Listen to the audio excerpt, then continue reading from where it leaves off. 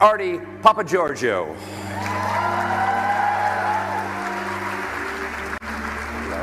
Thank you very much. Thank you very much. There you go. All right. Well, this is very exciting, Philippa. Thank you.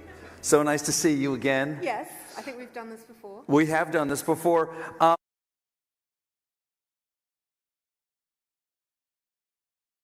Seen by everybody. I've already seen it. I think it's so beautiful. I was moved to be back in your Rohan, and it's so familiar. It's so cohesive. It's so true to the legendarium, in my opinion. It just feels so integrated into Tolkien's world. But it's the first time that Tolkien and anime have come together. There's so much to talk about. Number one, let's go to you, Philippa. The story of Helm is in the appendices. Yes. And as I said to you, I was amazed how much those few pages offered you in terms of a narrative. You expand on it beautifully, the team expands on it beautifully, but the core of the story, the spine, is all there in the appendices. What was it about this story that made you think it should be a feature-length film? You know, what happened first was they came to us, Sam Register, who is head of Warner's Animation, had suggested anime. We'd been looking at other forms of, dipping our toe back into the water of going back to Middle Earth. And when they came to us and said, what about anime? This story sprang to mind immediately. And I think it was a number of things. I had this gut feeling that somehow the Rohirrim would work in that world of anime and within the great tradition of Japanese filmmaking, the nested themes of loyalty, honor, but underneath that always that current of no one is truly good, no one is completely evil. It's all about the choices that you choose to make, which is such a central theme, as you know, to Tolkien. And so all of that felt like, okay, that's going to fit. And then I very casually disregarded the fact that there's hundreds and hundreds of horses involved in this. And that became a them problem, which they'll talk about, I'm sure. I assume the walking cycle for animating a horse is twice as hard because there's twice as many legs. Yeah. No, the very first time we were on Zoom, and I was so overexcited, as I get, as you know, and I was going, I can just see it, like them charging, like thousands of horses charging, and they both stopped and went, how many horses? But they didn't flinch. I have to tell you, these guys never flinched because, it is hard to go back there. In terms of, yes, you're 100% right. It is all there. I think we have tried to be faithful. We never change anything lightly, just so you know. And when we add, we try to draw from sources that feel authentic to the world. I'll leave that up to the writers to talk about. But he is never not a gift to go back into that incredible imagination of Professor Tolkien. And we had the precedents of those who had gone before. We had the brilliant Miranda Otto. Did anyone get chills hearing her voice? And who returned as Eowyn. So, I don't know, it's one of those things, when things start to come together and feel right, everyone feels it, and that's what happened here. Well, let's move on to, speaking of anime, let's go to our director, Kenji Kamiyama. Kamiyama-san, what do you love about this story? What drew you to it? And why do you think anime is an art form that supports telling this story? まず最初に惹かれたのはヘルムの生き方というかですね、最もローハンで強い王と言われていたのになぜ彼が自分の血筋がここで途絶えるのかっていうことですかね。それとフィリッパと一緒に作ったそのヘラーという映画オリジナルのキャラクター、これは原作には本当は名前がなくてですね、末の子供が娘だったっていうたった一行しかなかったキャラクターなんですけども、彼女の目を通してそのヘルムがどう生きたかっていうですね、そこを描いていくっていうところにすごく惹かれましたね。I got most of that. Yeah, you got that, right? Yeah. for your benefit. The reason was I think well, I'll speak in first person. What he said was, I felt that a Hell on Hammerhand story it's a very tragic Shakespearean type of story where a legendary figure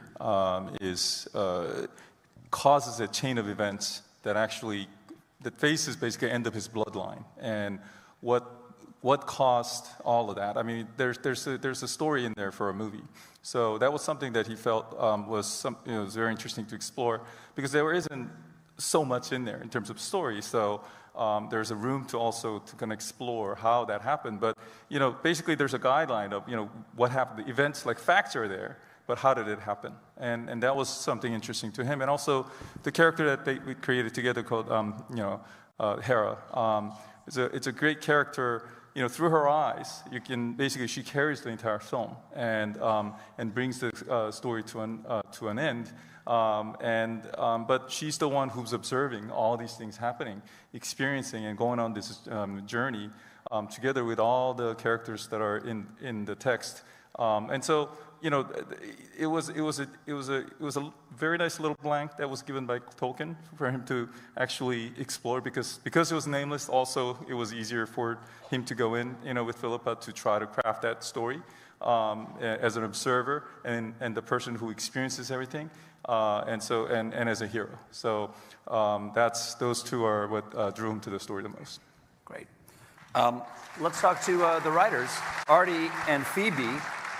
I was happy to see how canonical this all feels, and I have no problem with expanding these stories. As I said earlier, the spine of the action is all there in the Tolkien text. Can you talk us through some of the choices that you made to expand and fill out the stories, specifically the development of Hera, the daughter, who is integral to the tale, but not named in the original text? Yeah, sort of the why Hera of it all. I think Philippa had the initial idea to use the unnamed daughter as a central character, and when Artie and I approached the script, we could see immediately it was a really good idea, because when you look at the text, we know the fate of Helm Hammerhand, and it's epic, it's iconic, and it's some of my favorite imagery in the film, but it's not an ending to this story, not when you have the Rohirrim still besieged behind the walls of the Hornburg. So then, who then can see this story through for us? And we know the fates of Haleth and Hama, and we know Freyalaf has a significant role to play in this, but there is one other. And Tolkien, he didn't name her, but he did put her at the heart of this conflict. This war, in large part, is about her. And so once we kind of got our heads around that, it was really exciting to be able to see what, we could bring to the table in helping to shape this character. Yeah. Anything to add? Just babbling on. I think you nailed it. Oh, thanks. Okay, good. I want to go back to Kamiyama-san. I was curious about what is it about Tolkien and the world that he created that resonates to a Japanese storyteller? What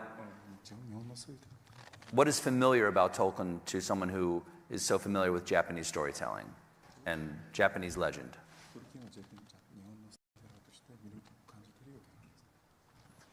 Mm, この映画をやるにあたって再び読み返して思ったんですけれども、トールキンは彼が指輪物語を書いていた頃はまだそのファンタジーっていうジャンルがちょっと子供っぽいものだと思われていた時代だったんじゃないかなと思うんですね。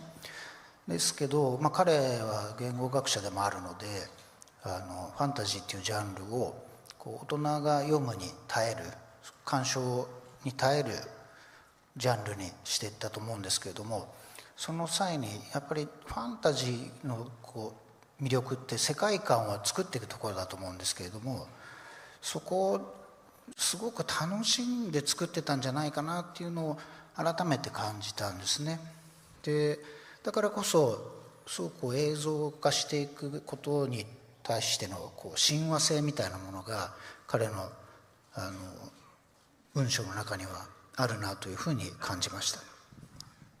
So I think when Tolkien first created, this work, I mean, he continued to update it, but when he first came out with this kind of story, perhaps these kinds of fantasy stories were taken as sort of like a fairy tale for younger children. But how when he came up with the story, it seemed to have revolutionized the fantasy storytelling as something mature that the mature audiences and readers can really appreciate.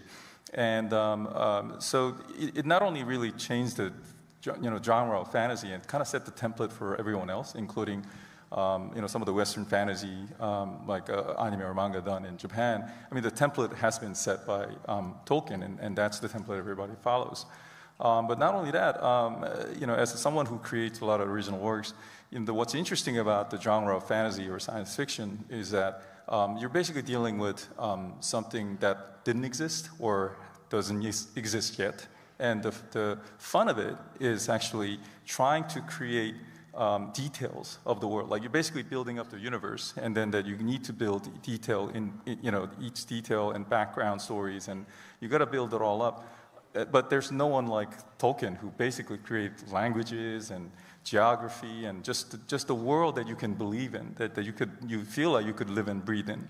And as a storyteller, that was very it makes it very easy for example, like to visualize it too, just because there's so much information in there. So as he was making it, he like started feeling about this is what he was thinking, and like there's that setting.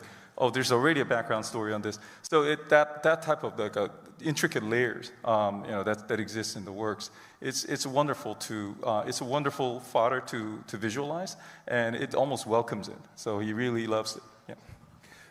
Joseph, as some of the locations in this film are featured in the original Lord of the Rings trilogy, Meadowseld and of course Helm's Deep itself, did you go back to the original concept art? Did you go to the original film? What was the inspiration for that design? I think one of the amazing things actually that we were able to do when taking on these films, because when we started out this project, the premise is that we were gonna be in the Peter Jackson universe that he adapted. Peter Jackson adapted universe, the trilogy of films, Hobbit. So we will be in that family. So that basically meant Philippa opened that door to the Weta, and Peter also got in and it gave us a lot of comments. Fran, everybody really came in and gave us that full access to everything. And I think when we first started out, so basically we had access to all the repository at and Weta. So initially you kind of go in there like a kid in the toy shop. You're just like, really? Really? I can look at that too? But I mean, literally no doors were closed to us. And so all those reference points, and then also a lot of the architecture and designs, down to the tapestry, in a throne room. I mean, we would get access to it, and also we would get access to people who made it. So all the filmmakers, not just design actually, the sound, the music, we were given a full access to everybody who worked on those films and to collaborate together on that. So design-wise, we had that, but we also, for designs that didn't exist, that we got to work with, Alan Lee, the great Alan Lee, and John Howe, who worked on the original films, to create the new designs, and just having them collaborate with the artists that we had in Japan, that basically that contributed to the work that ended up on screen. And so it's I don't think this film was possible without that kind of an access and openness, on the filmmaker side, and it's one of those things. It's a dream come true. Yeah. So I know we're tight for time because we want to get the actors out here. But very quickly, Jason, just to very quickly set this story. Where does this story, how does it relate to the original Lord of the Rings trilogy? So this story takes place almost 200 years before the events of The Hobbit. So where we are now is Rohan has for years been dealing with Dunlendings, who are the native people who kind of were displaced by the Rohirrim. who have been making incursions into Rohan and trying to sort of gain more territory. It's been a period of sort of quiet because Helm Hammerhand has kind of settled everything. That's kind of how he's gotten his reputation.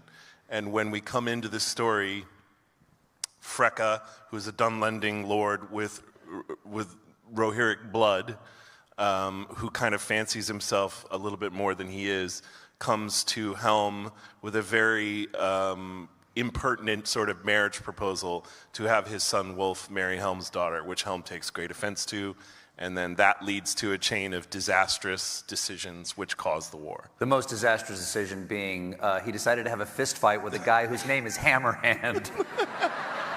He had a fight with One Punch Man. Yeah, he had a fight with One Punch Man and lost. All right, now let's meet the voices behind the heroic father-daughter team and their nemesis. Please welcome to the panel Luke Pasqualino. Come on out, Luke. Gaia Wise. Come on out, Gaia. Hello, Luke. And the great Brian Cox, everybody.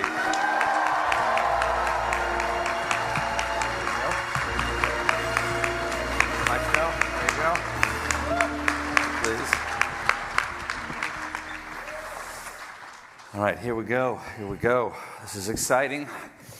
Okay. Let's see. For those of you, but actually before I begin, I should tell you, if any of you have any questions, before I get to my questions, please line up at the microphone. Can anybody point out where the microphone is? Microphone's right over there. Line up at the microphone and we'll call on you shortly after we talk to the actors. Okay, Luke, Gaia, and Brian, for those who haven't closely scrutinized the appendices, can you each tell us a little bit, just a little bit about your character? Brian. Yeah. Well, he's called Hammerhands. Gaia. I am the daughter, the only daughter of said Hammerhand. He lovingly refers to me as his tearaway child, which I think is a fantastic description. And yeah, she's tenacious, she's what I would call a horse girl, probably. And I hope so. Yeah, I hope, one would hope. And yeah, she's got this fantastic soul that sort of carries her throughout this film, even in the face of great adversity. Luke. I play Wolf, who is the son of Freka, childhood friend of Hera, who, after a family tragedy, seeks to bring down the Hammerhand household. All right, Brian, let's get back into Helm here for a second. All right, we've already learned a lot. We've already learned a lot from you about Helm. Okay. Well, let's talk about the relationship. Helm and Hera, is that father-daughter or king and subject? Oh, no, father-daughter. Definitely father-daughter. I mean, I think it's the one light in his life is his daughter. And so his daughter is very close to him. I mean, I think it's also important to remind people that Helm is an elected king. He doesn't come through any kind of divine right of kings. He's an elected king. He was probably a warrior for a long time before he became a king. And this is the very special part of his life. So in a way, that is his kind of raison d'etre, really, for trying to keep everything together. And the idea that he's going to marry her to this Freka, this horrific individual, is totally against his being, you know. Well, Gaia, Hera is a character that the fans wouldn't be familiar with yet. As I said, she's the unnamed daughter in the original story, in the appendices. What do you think people might recognize in her story that resonates with other stories in The Lord of the Rings? Well, you know, we've met her descendants. She is the sort of first iteration that we have of, you know, a woman of Rohan, a princess of Rohan. So she has that tenacity, she has that courage as well. So I think there's a lot of things that you could recognize in her that you would also see in Éowyn, for instance. And it's lovely to see that through line. Hundreds of years before we meet Éowyn, we have Hera. I love the fact that she's a shield maiden, which is a term that Éowyn uses for herself in The Lord of the Rings, and then you see through that word into this is something part of the Rohirrim culture. Absolutely, absolutely. And, I think Hera, in many ways, brings it back to the forefront of the Rohirrim culture as well. Luke, a lot of the characters in this movie have fantastic hair. Gaia, of course. Brian, you look fabulous. The makeup was really amazing. Luke, how do you think Wolf stacks up hair-wise? Well, he's animated, right? So his hair has got to be right up there at the top of the pile. It never looks anything other than exactly how it's supposed to at any given time. So, yeah. His hair is so bouncing and behaving. He feels like he could fight with two swords and the hair could have a couple of knives or something. It had its own, Wolf's hair had its own trailer, actually, when we were recording it. Yeah. To the filmmakers, why these three actors for these three parts? Fran said years ago to me, somehow the right actor comes to the role at the right time. And that's what happened here. Brian had worked previously, obviously, with you guys.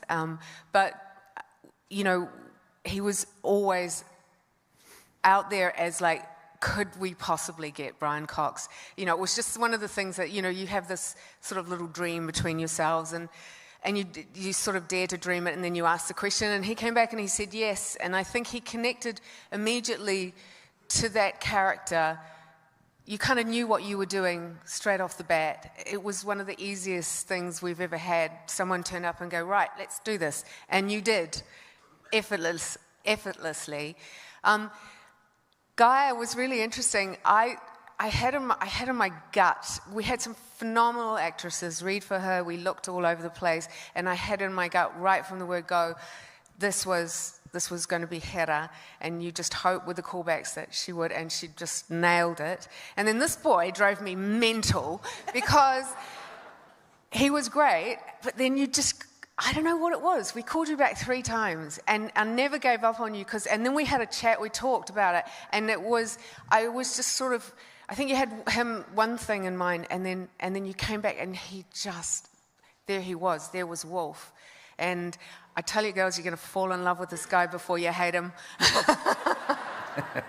Well, what's the relationship between Hera and Wolf? Like, what was it a good relationship? Yeah, it was great. I mean, they were childhood friends. I mean, they've known each other since they were children. You see a little sort of nod to that in the movie. And yeah, they were the best of friends. I think they were bonded by the fact they never really had a mother figure in their lives, but they had each other, and that was what bonded them as well. So yeah, unfortunately, it doesn't end as well as it started. But it feels like it could have ended very. If we'd chosen another path, it could have ended very differently. But we don't have much choice in that matter. It falls to our fathers, unfortunately. No, doing animation for battle scenes must be challenging. And I've done a little bit of it. And I know one of the hardest things... What battle scenes did you do? I've done a little animation, But I haven't done battle scenes yet. But I have been punched many times in animations. And one of the hardest things is to act like you're fighting with just your voice. And so I would like to set you a challenge. This is just audio. Can we hear, and I'll call on you in the order of Gaia and Luke, and then you, Brian, you'll bring us home. Can I hear your best "I just got punched" sound? Ooh, okay, Gaia. Okay. Luke. Brian.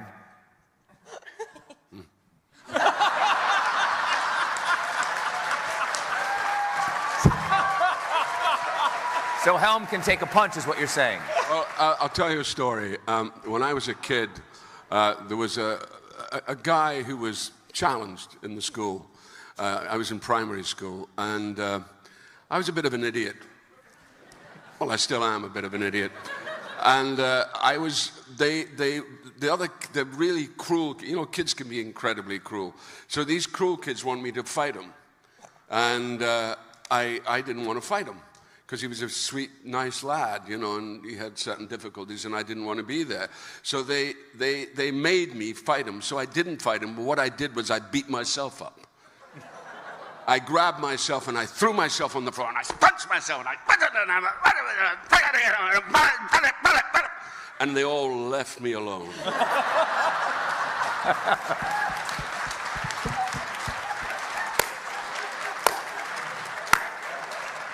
Good tip for children. I want to see that movie. Yeah. All right, we have some time for some audience questions here. I believe, yes, audience questions are next. Yes? Yes. All right. Yes, young lady. Hello. Oh, thank you. Young lady, it's been quite some time since someone's called me that. Question is, in the creation of the character Harrow, what real-world influences were put together to form that character, such as, say, Ethelflaed or things like that? Sorry, I didn't hear the last bit of it. Real-world influences for such a character who's obviously not canon, but yes. such characters did exist in the real world. Ethelflaed is the one everyone thinks of. I mean, I weirdly, and talking about anime as well, I drew a little bit on Nausicaa as well, because I think that character arc is a really, really lovely and sort of quite similar one to Hera. I was given, the most fantastic opportunity because I was really allowed to play, and I was really allowed to work out where she sat within me and where I wanted, bits of myself to come in. And it was a, trial and error process, but it was wonderful having, the walking encyclopedia of Philippa and Archie and Phoebe sitting there if I ever needed any pointers. And I drew a lot on Eowyn as well, finding that vulnerability, but also that intense courage and staying true to one's soul. You are dead right about Ethelflaed, daughter of Alfred the Great, who, when her father was killed, her husband died, her brother was besieged, led her people. So yeah, dead on. She's such a cool character. Everyone should look at her. Next question, please. Thank you. Hi. Asking this question is such a thrill. So just wondering, obviously in the original Peter Jackson movies, we got to see some of Rohirrim and their culture, but not as much as we're going to see in the film.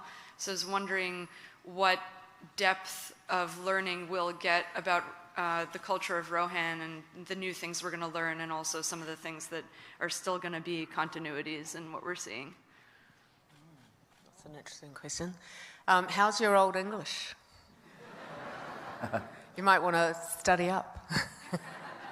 I think you see, the nice thing about this is I hope that it's going to feel familiar to you, but then you're going to see it in a different way. This is 200 years before the events of the live-action film, but you get to see inside the keep more and explore that through the eyes of Kenji Kamiyama. You get to see Edoras as you know Edoras, but you've never seen Edoras in flames before, and you get to see what that looks like and the rebuilding of it. The Dun Harrow, there's a lot of places that will feel familiar, but yeah, I love that we get to see them through fresh eyes, through this guy who is literally a masterful genius with a camera.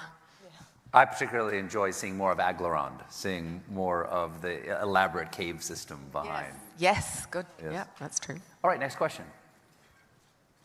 Hi, thank you, everyone.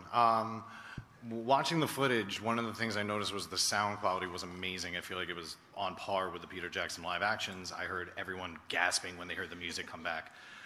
So it just felt like we were there. So for the voice actors, how do you get into character when you're in the studio? How do you perform as if you're on these hills, in these valleys, in these castles? Brian, you've done a lot of radio work. How do you... Yeah, I think one of the useful things is what is called imagination.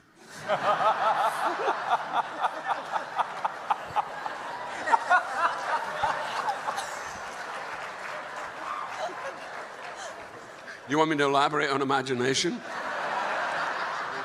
Look. Is there an app for that? Yeah, well, we've all been children, and one of the things as a child is the pretending. We pretend to be grown-ups when we're children, then we get up there and we realize how disappointing it is. But, I value that. I value my childhood, and I value what I did when I was a kid. And actually, quite frankly, I'm still, even though I am a certain age, I won't give what it is, but I still think of myself as 9.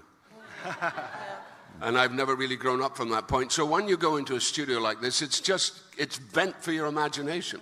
You can take yourself on amazing journeys in a very small room. And sometimes during COVID, I did it in my closet, which I did for... yes, indeed. Yeah, for, I got a tour of Blade it, Runner. yes. Yeah. So I was in my closet, and of course they were all able to see my horrible clothes surrounding me as I was making these noises, you know. That's the punch I was looking for. Oh, no. I hope that was punching. No. That you asked me how Helm responds to a punch. I apologize. Yeah, and he responds to a punch like I said. That's it. All right, next question. Thank you very much, guys. Hi, thank you, everyone. This is for Kamiyama-san. You have a long history of creating compelling female characters, the Major, Balsa among them. What experiences did you draw from them to create like a character like Hera in such a wonderful world?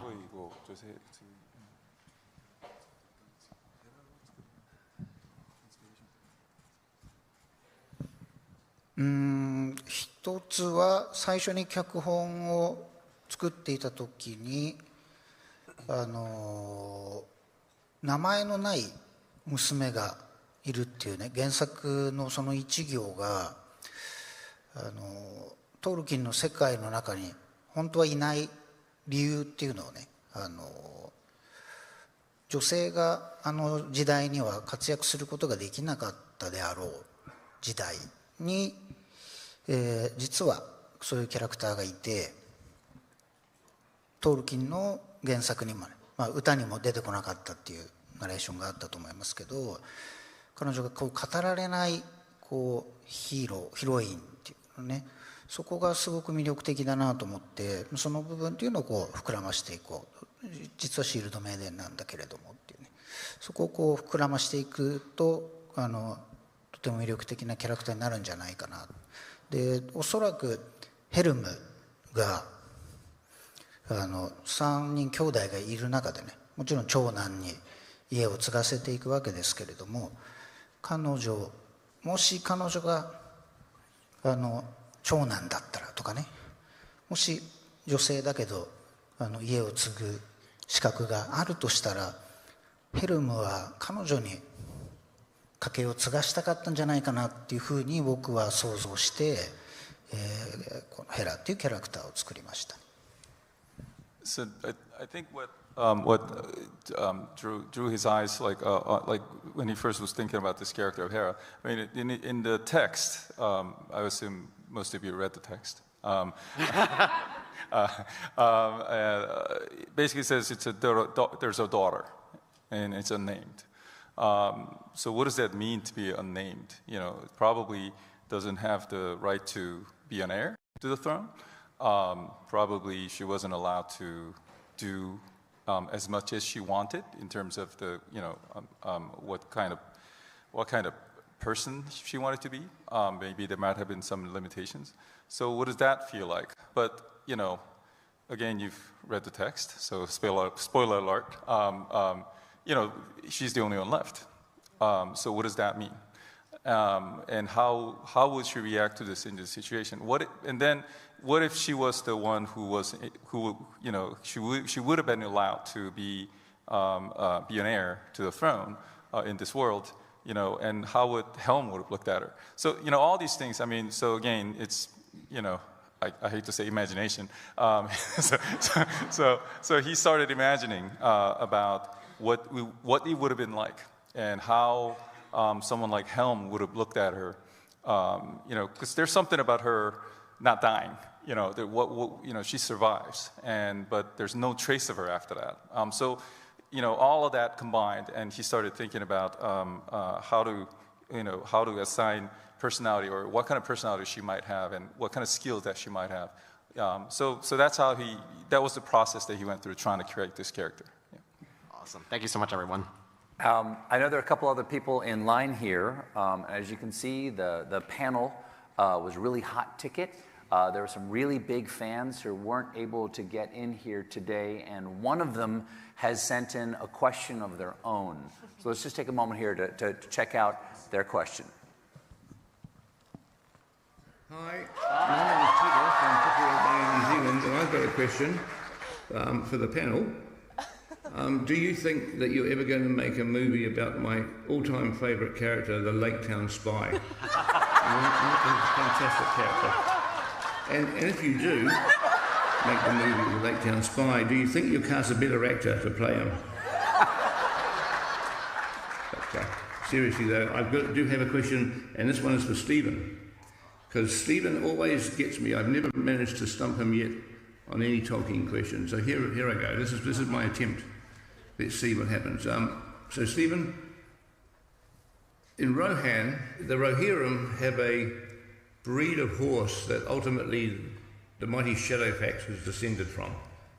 What is the name of the breed of Rohan horse that Shadowfax comes from? The Mieras! This is child's play. This is a threat for a child, Peter. You come into my house? Okay, if you said Mieras, then you've got me again. And it's very depressing. But if you didn't, if you got the answer wrong, then you're probably not Stephen Colbert. This is probably not Stephen Colbert. Can we have a security escort this guy off the stage, please? Thank you. It's the wrong guy. He's an imposter. Thank you, Peter.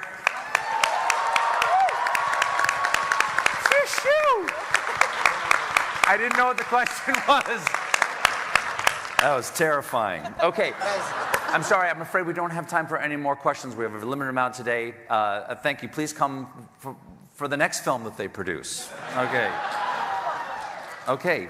Now we have a little investigation of the film's visual style. We're about to get a look at some very special artwork revealed today for the very first time.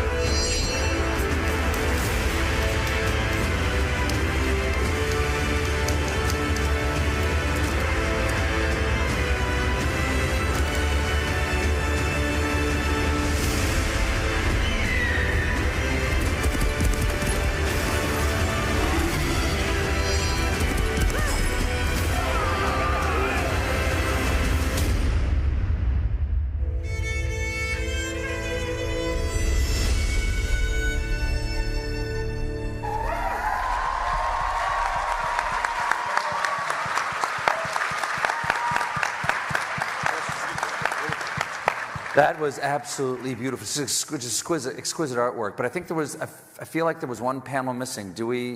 I think there's a 10th panel to be shown. Do we have the 10th panel? Should we show that?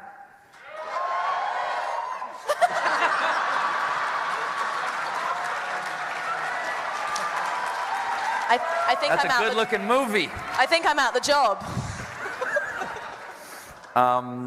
Let's see. That's incredible. I want to see that movie. So beautiful, so beautiful. Let's see. Philippa, before we wrap up, wasn't there one more exclusive for these fans? That you Yes, there is. There is a QR code that you will be able to scan. It's going to take you to a landing page, and it will allow you to be the first people in the world on the 14th of November to hear the end song. I'm not going to tell you, I'm sorry, I'm not going to reveal the artist. That's for you to go and see if you can figure it out. The song I can tell you is called The Rider, and it's beautiful, written by Phoebe Gittins and Dave Long, who, Dave Long, for all the fans out there, worked as a long-standing collaborator of ours, and I think you're going to love this song. So, yeah, scan your QR code, you'll be the first to hear it. And also there's some other goodies on that landing page as well. Thank you, Philippa. Well, ladies and gentlemen, that is it for today's panel. I want to thank our wonderful guests. Please join me. The writers, the producers, the director, our talent. The Lord of the Rings, The War of the Rohirrim opens in theaters only December 13th. One more time for the filmmakers, for the cast, and for the Rohirrim. Go forth and fear no darkness.